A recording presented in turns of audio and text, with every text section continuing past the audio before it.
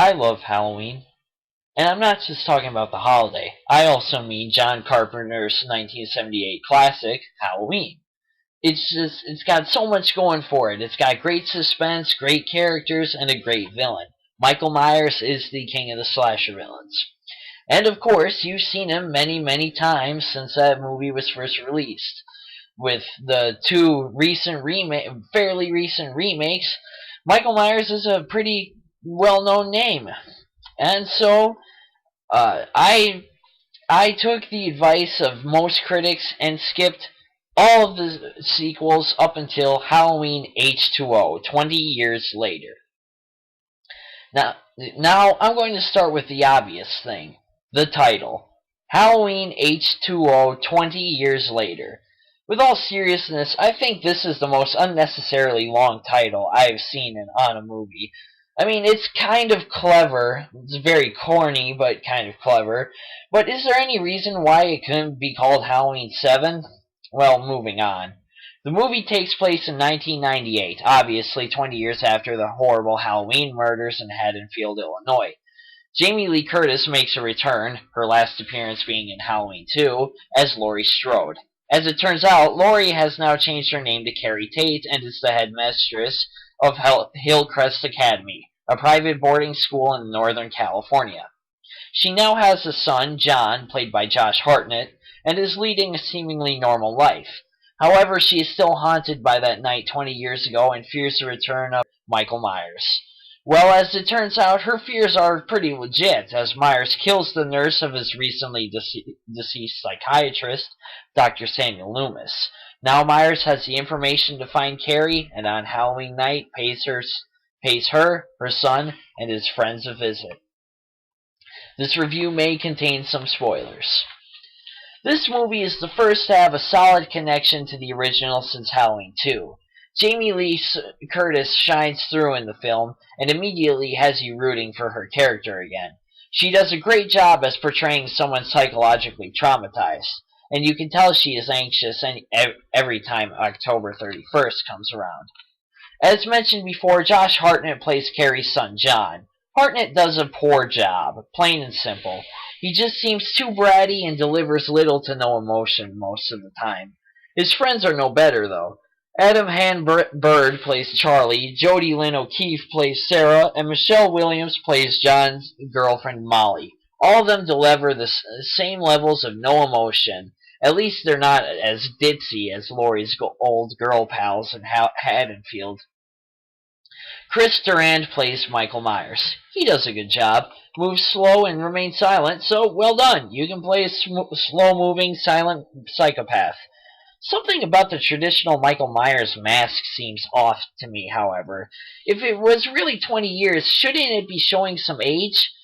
Also, the hair looks all wild and almost styled. I don't know, it's hard to explain.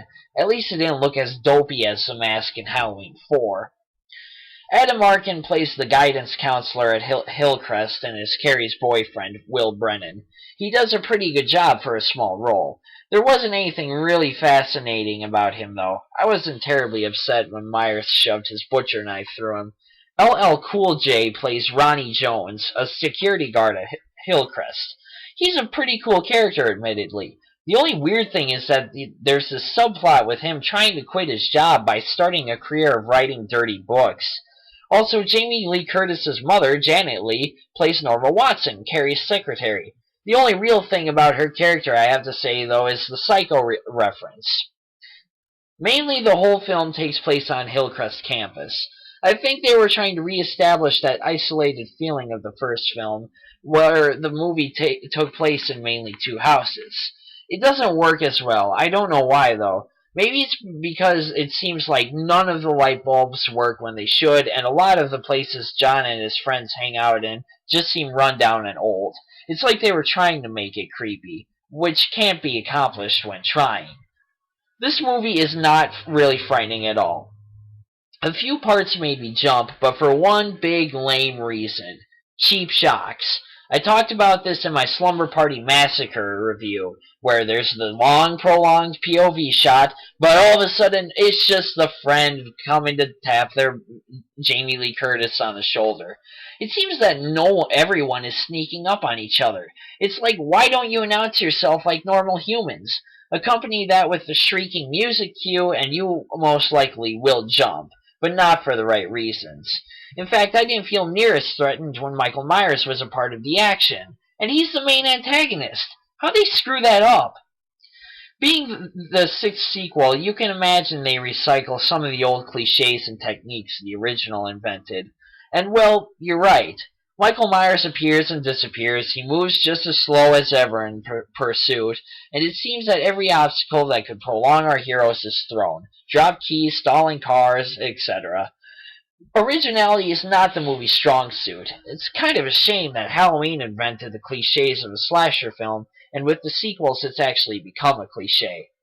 So this movie is not original and the acting is pretty bad, but the plot seems like it could have been something quite clever. The connections to the original are unique and quite solid, and the death of Laurie Strode that was established in Halloween 4 is given a somewhat logical explanation, even though this film was stated to have ignored the previous sequels. If more effort went into this flick, it could have been pretty cool. The best part of this movie is the finale, though, and I don't mean that in a way that's like, oh, thank God this movie is over. This movie has some great final action scenes. It's Laurie Strode versus Michael Myers, and she beats the hell out of him.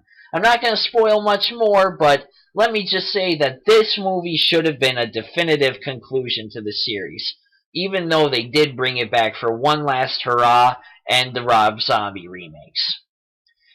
To conclude, Halloween H20 20 years later was a pretty lame film compared to the masterpiece Halloween was. I will give the film some credit, though. It's at least enjoyably bad. Like, if there is nothing else decent on TV except for this, I'd watch it. If you really want a solid conclusion to the Halloween series, I would suggest watching Halloween and then this one. I don't think a viewing of Halloween 2 is necessary because I haven't watched it, and I followed this okay. H20 is nothing great, but yeah, it's nothing great. That is my diagnosis, and more Flamingo Halloween is on the way.